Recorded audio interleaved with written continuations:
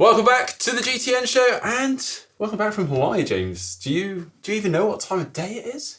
I mean, it's cold. Is that the time of day? What happened? I couldn't have adapted to the weather that quickly. It wasn't so cold yet. It is really cold.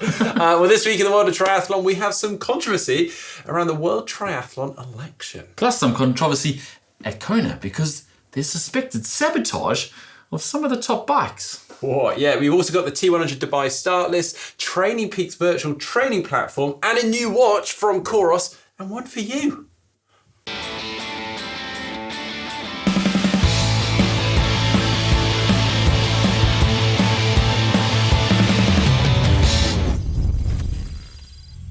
Okay, kicking off with some of the things we spotted on social media this past week, but before we get to that, you may or may not have noticed that we are currently at 980,000 subscribers on YouTube. 20,000 to go to 1 million. Pretty exciting. Which means we need your help. If you're not already subscribed, please hit that subscribe button now. We want to get to 1 million as quickly as possible. It'd be awesome to do it by Christmas or the New Year. That'd Big be Christmas awesome, party, yeah. That'd be amazing. Hit that subscribe button. Yeah. All right, we noticed this. Cam Whiff, I mean, I'm struggling just to get over the travel from Hawaii. He ran a marathon, New York City Marathon, and in 2:36, no less. I think, to be honest, mate, his was easy because he didn't have to fly that far. So he just went back to New York. You had to come all the way back to the UK. Yeah, but I didn't have to do the Ironman in Hawaii. Or the marathon. She came 7th at, and then went and ran a 2:36 at the New York City Marathon. Pretty impressive. Talking of marathons, there's a new major. Well, yeah, I mean, so there's, in marathon world majors, you have 6 currently. So it's Tokyo, Boston, London, Berlin, Chicago, and New York City. And they have added a new one with Sydney. Yeah, Australia. Go down. So now if you want to tick them all off, you've now got an extra one to do. And an extra long haul flight. And if you thought you'd already ticked them all off, well, I'm sorry, you got to go again. Yeah, got to add a new one to that one. And pro cyclist Jimmy Whelan said he's going to move to triathlon. And not just move to triathlon. I don't know if you saw this. He says he wants to become a pro triathlete. He wants to do the T100 World Tour next year. So he set the bar pretty high in terms of what he's after. Do we have any indication of his proficiency in the swimming and the running? So definitely the swim was the one that he says he needs a lot of help and work on. But how much is a lot of help? Like, can he swim at Cam Wirth's level already, or is he like a 2 minute per 100 swimmer? I have no idea. The running, like, if you go by social media, the running looks pretty good. But I mean, anyone can look good for about 100 meters. Selected sessions on Strava. Well, we'll see. We're watching that closely. Also, we saw Sophie Caldwell and Tom Evans have announced that they've got a baby on the way. And I guess the big question is, are they going to be a triathlete or an ultra runner? Which one of them is going to push in which direction? Congratulations to both of them, though, on that news. We also saw Morgan Pearson in Valencia this past weekend. Ran a half marathon. 1:01:08, 61:08 for a half marathon PB. That is flying. What is very impressive about this, mind-blowing actually, more mind-blowing than a triathlete running a 1:01:08. He was 143rd in the Valencia half marathon with a 61:08. I don't know what's so amazing about this, because even the marathon times as well, you see, which obviously is beginning of December, which we are hopefully going to do, but obviously we are aware of everything going on in Valencia, and our thoughts go out to everyone there. But I've got friends that have run sub 220 in Valencia, and they've ended up 450th. Which makes you think, well, if you do go there, you should be in decent form so that you can run a PB, which, how's that going for you, Mark? Yeah, not so good. How about you? Yeah, no.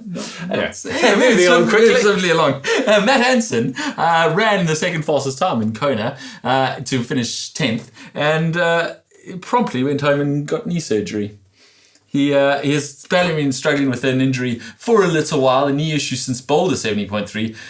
There's been good stretches and some bad stretches. Even went through 3 weeks without running at all from September to early October before he ran the second fastest time in Kona, but decided that he needs to get it sorted out once and for all. So he has gone under the knife, had surgery, but still hoping to be back in time for the 70.3 Worlds in December. That's some pretty impressive planning. I mean, literally 2 days or 3 days after the race, he is under the knife. That's a swift turnaround. But that's very optimistic to be back at 70.3 Worlds in December. Maybe just get ready for March or April next year.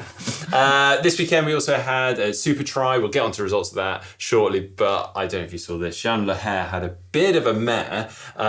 When she came into T2, she got a hair caught in the strap of a helmet, so it seems, and just decided, heck, I'll just run with my helmet. And then she disposed of it after the first lap. There was a bit of that going around. In fact, someone else did that in the men's race. We'll get to that a little bit later when we wrap up that entire race. Also, some not such good news. Ironman 70.3 Greece. Swimbikerun Greece posted this 7 days post-race, and it appears like all the banners and bunting from the Ironman the car in the car park. It's just rolled up, load of litter around. So I believe the company Hellas Triathlon was sort of the official organisers of the event under Ironman, and a lot of kind of people looking to them as to what's gone on here. So it looks like a littering DSQ there. Littering disqualification coming. And final thing, talking of marathons earlier, we've got a new Crocs world record over the marathon distance. Now, interestingly, because I know he said we're off to do marathons in December in Valencia, James is going to do the ordinary marathon, and my plan was to do it in Crocs. So watch this space. But I was thinking, maybe the world record is in sight now. Bar just got a little higher. I mean, it was previously 2:58, which was set by Chris Howard in Manchester earlier this year. It's now down to 2:51. Set by Kevin Lemkula. 2:51.27 at the New York City Marathon in Crocs. And it's only 13 minutes slower than his actual PB of 2:38. I think that may be a little too far for me now. I was already worried about the 2:58. Don't think you're getting out of it, Mark. We still want to see you run a marathon. I will still do that, yeah.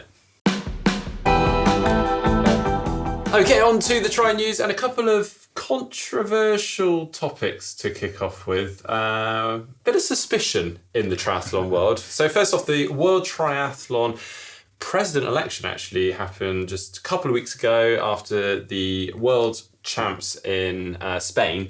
And the new president, Antonio Fernandez Aramani, has been accused of potentially fixing the election. Yeah, there's been a bit of fallout in the media, particularly. There's been some evidence of documents emerging that were sent out before the election happened, basically listing who the president should be, who the next in charge should be, and who the other positions on the cabinet should be.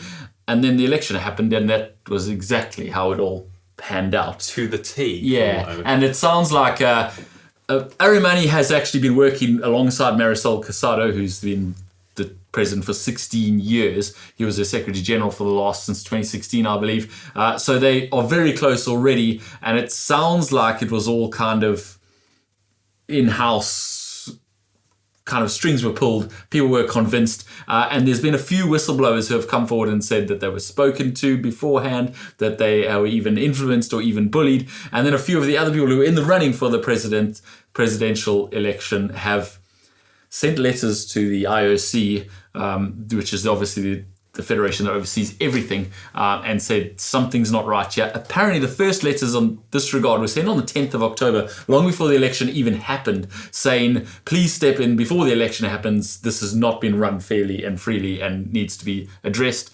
But of course, Aramani and everyone involved in it has actually said that there's no grounds for any of this and step forward with evidence. And yeah, I'd like to say watch this space, but it's one of those circumstances where I feel like we may never hear any more of this. I'd like to think we would. Yeah, I'm not sure we will ever get to the bottom of it. But World Triathlon has a new president. Yeah. Okay.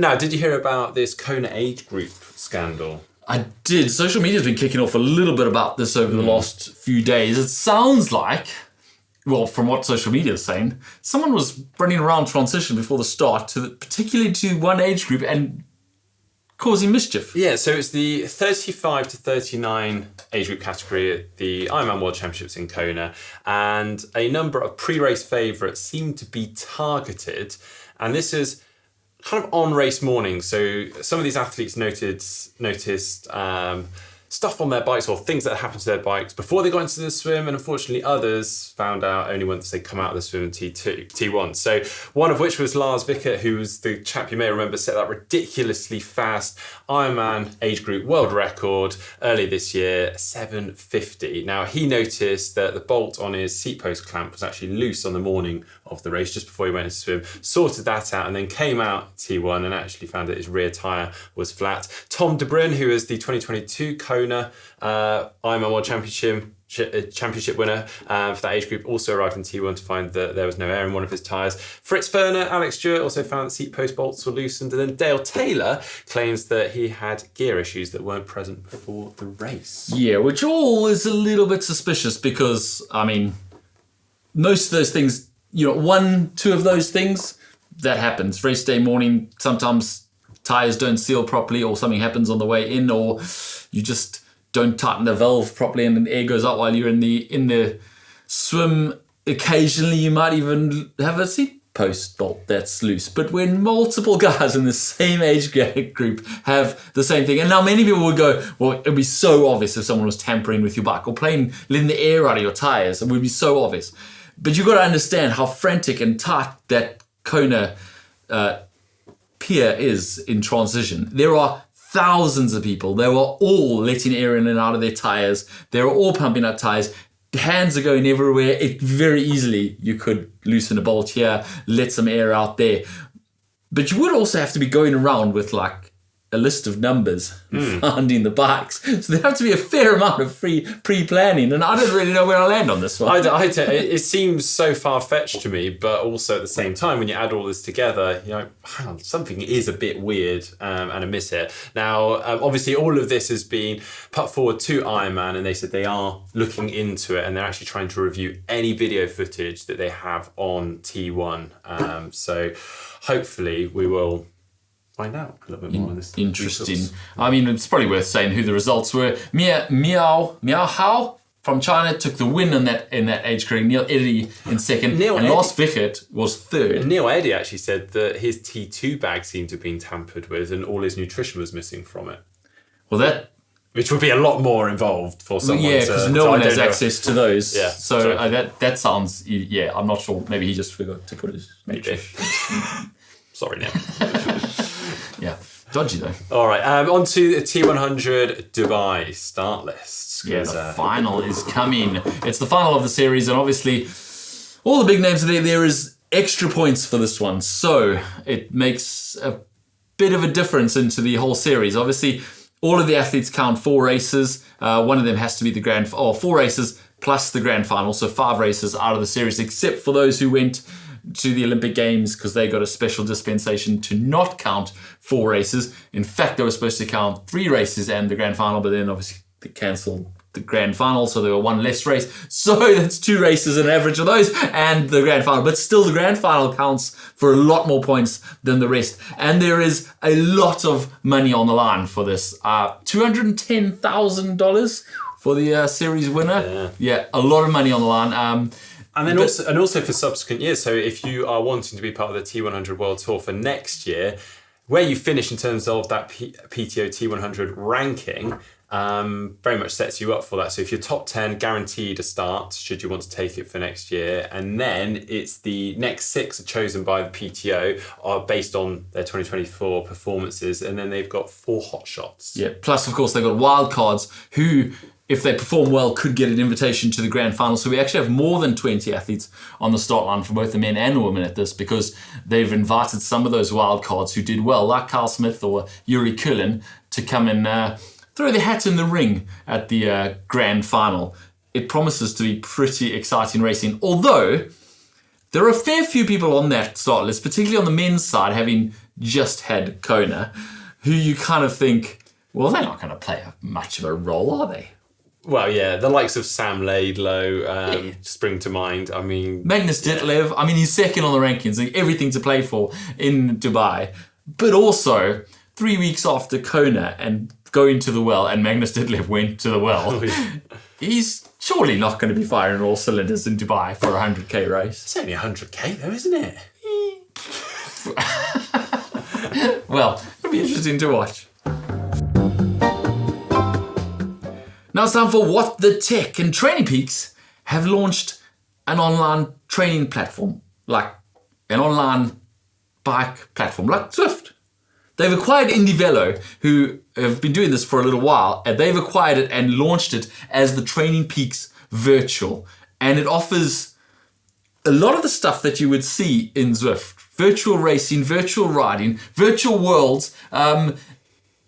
And yeah, it's quite interesting because they kept this really quiet. I feel like I didn't see this coming at all. No, and I feel like they absolutely need to be making more noise about this because so many of us, and correct me if I'm wrong, but so many people are using Training Peaks currently. So that seamless integration of going on a virtual training platform that is made and run by the same people that you're doing your training software through.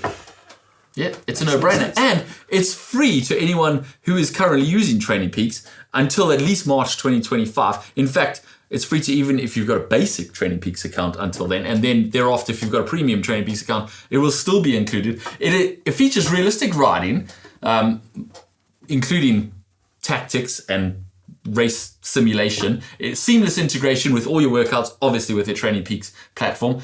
Credible racing. The actual racing is realistic, or they say. We haven't tried this yet, so pinch of salt. They've also got a DS mode.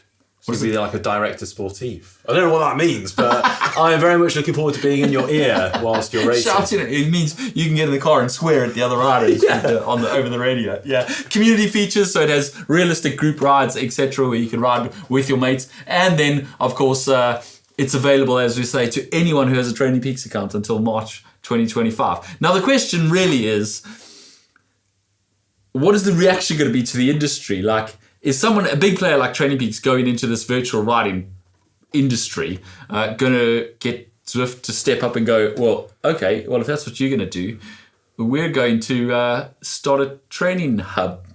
Because, or, yeah. In theory, yes, they could. I think the problem is so many people are so set in their ways. Once they're on Training Peaks, there's so much stored there, and then to get you to shift over. But if the functionality is similar to a Zwift, you're not going to pay for Training Peaks and the $15, $16 for I like the Zwift idea. at the same time. Be interesting. So it could be a bit of a disruptor. Watch this space. As we say, we haven't tried it yet, but we're going to go and have a play around and see what it's like. Yeah. All right, new product from Coros. This is their Pace Pro. Now, this small watch packs quite a punch. So it's just been released this week. There's been a little bit of tease over the past week. Now, for comparison, I've actually got their Coros Pace 3 watch here. Version, so it's kind of, well, it's in the same product line. Obviously, this is its bigger brother now. Not too dissimilar size. It is slightly bigger, but still a very light and small watch. But the processor is twice as fast. And it has 32 gigs of storage. Yeah, well, there's a lot in there. It's like so it's a 1.3 inch screen size. It's with a higher resolution, which you can really actually see looking at it. AMOLED touchscreen on there. As you say, 32 gigabyte storage, 38-hour battery life with GPS all systems on mode. Pretty impressive. And in normal daily life, obviously without using the GPS, it will last up to 20 days. Wow, that is a lot. It also has offline global mapping, so you can see where you are anywhere in the world, and an ECG feature on top of all those other things that the other one already had, which is sleep analysis, training status, all of those kind of things, custom workouts, etc. And all for the very reasonable price of $349, all 349 pounds, and it's available now. Wow, yeah. But you don't have to go and buy one, because you might be able to get one from us. Yeah. Now we're doing a giveaway, but not just for the new Pace Pro. We're actually doing an ultimate triathlon bundle. So we're giving away the Coros Dura bike computer, the new Pace Pro, and a heart rate monitor. You just need to head on over to the link in the description below this. You have to answer a question, which we may have given you the answer to already. Give us the details, and then in, I think it's 10 days' time, we will be announcing the winner to that. Terms and conditions apply. It is only available to those residing in the UK, EU, and USA. Entries close at 10 o'clock GMT on Friday the 15th of November, and winners will be announced on the GTN Show.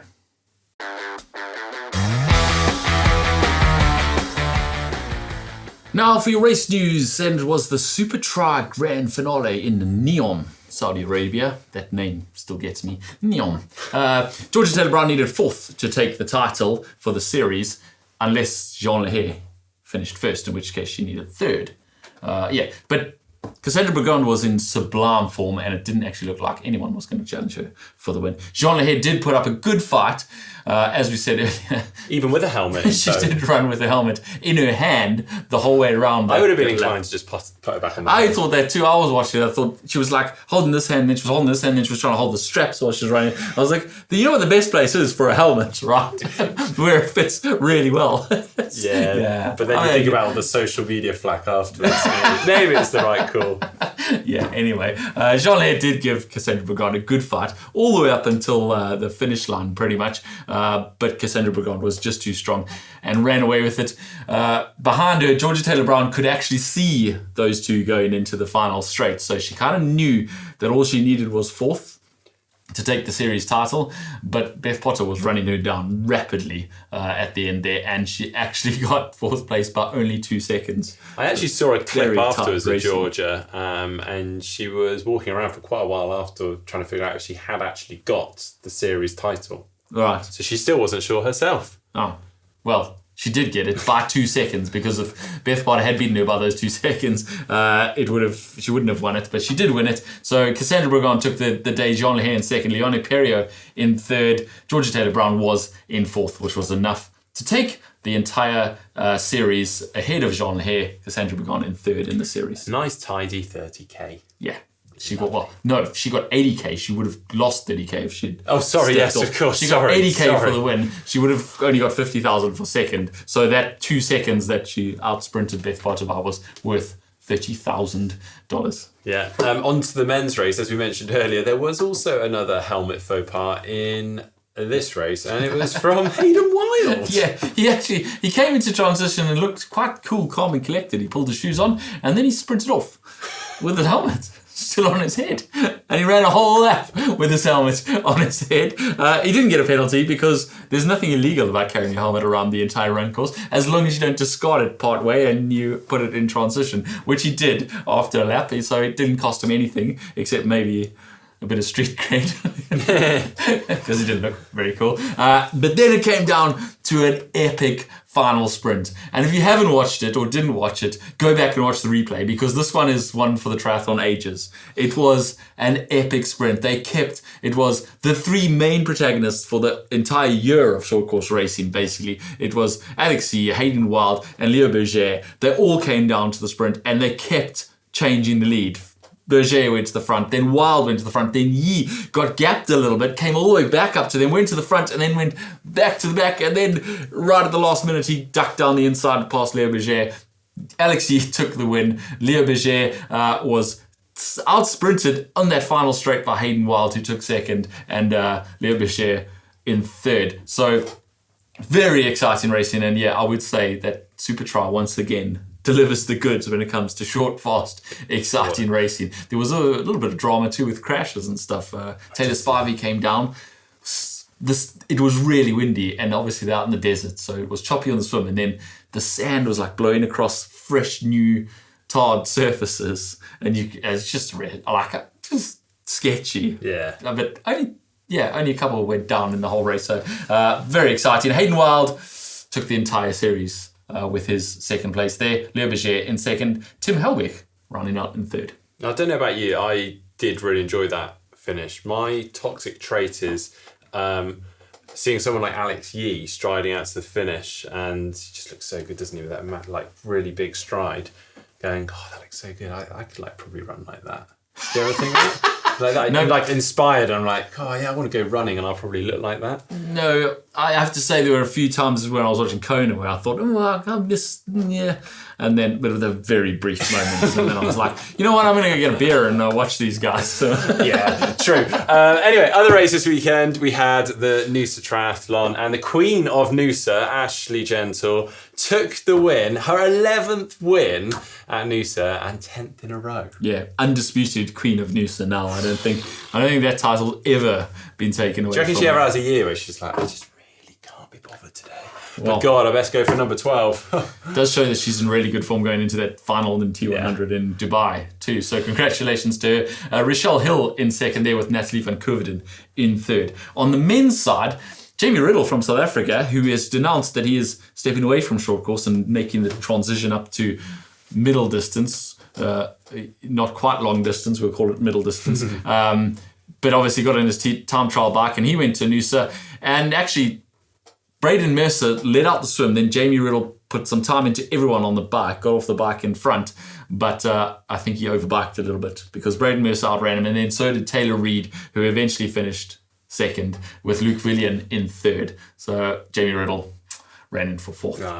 That's quite exciting. I mean, Braden Mercer, a bit of a surprise win there. And also, Jamie's just ahead of Jake Birtwistle. I mean, crikey, what a exciting race. Noosa always delivers, doesn't it? Yeah. And it's turned into quite a big triathlon festival these days too. We're going to get out there one day. Yeah, we also had Challenge Barcelona this weekend, which was a slightly shorter distance race, wasn't your standard middle distance race. And also we didn't have a swim because of the weather that was coming in. They apparently about 20 minutes before the race started, they decided cutting the swim, everyone get on the start line. We're doing a short run, I think it was like 5k or so, and then onto the bike. So the finishing positions on the men's side, Jonathan Wyeth took the win ahead of Michele Bortolomede and Jack Hutchins in third. And on the women's side, Caroline Pull took the win ahead of Jessica Learmonth, who's racing really well, with Elisabetta Corridori in third.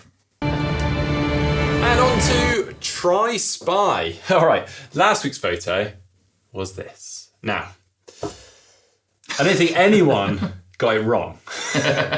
Okay, so James Dominy, dang, they did Camworth dirty with that photo. It wasn't the best photo of Cam, I'm very sorry. It's the only one on Getty Images, actually, that we could pick. But anyway, The Crowded Planet, Try Spy, has got to be fellow countryman Camworth. And then also Ivan Nano, obviously Camworth. But I wouldn't have guessed if you guys wouldn't have put that post of the same picture at 8:54 in the video. When I saw it, I first thought they chose the worst possible shot of Cam. So we didn't actually choose the photo. No, we'll speak to our editor. Anyway, but we have made no responsibility whatsoever, as we do. But we have made previous weeks really quite hard. So I think you guys were due an easier week. So we've come back in with a hard week. Check this one out. We might have overcorrected here, Mark. I'm not sure anyone's going to get that. I mean, it's mostly just, guess the drink maybe if you're really struggling. I think anyone can identify the black liquid that's spraying out of a bottle with a red cap. But I'm not sure anyone's going to get who the triathlete is. I'll give you a clue. It's from Kona. Yeah. The best. There must have been only one guy who took a massive 2-litre Coke bottle to the face in Kona. No, I'm just trying to help in any way I can. Good luck. Say what? Okay. First up, I did not realise how much people like to talk about waxing chains. So in my video on chain waxing this past week, my goodness, the novels people have written in reply to my video. Triggered the bike geeks, Mark. I mean, some lovely comments, so thank you for sending them all in. And really cool. I mean, I really appreciate it. It's really interesting to hear everyone's different opinions, methods, ways they've sped up the whole process. Because, as I talk about in the video, it is it takes quite a lot of time, doesn't it? Chain waxing. Labor of love, I guess. Anyway, the comments I want to focus on this week are under our Christian Blumenfeld interview that James did in Kona the day after the Men's Ironman World Championships. Now, there's a lot of love towards Christian Blumenfeld for just his honesty and kind of owning it, because it didn't go particularly well. So, Shihachin, I don't know how to say this name. I love how he owns all his mistakes and never makes excuses. Champ mentality. Very good. Ken Adams said, Christian Blumenfeld, the book, The German Method, will be available soon in stores. This is because he made a bit of a joke when I asked him about the Norwegian eat training method. And he said, I'm not sure we're going to be putting that out anytime soon. I particularly like this comment, though, from John Colwell. I love his honesty. Really nice chap. Good interview, Mark.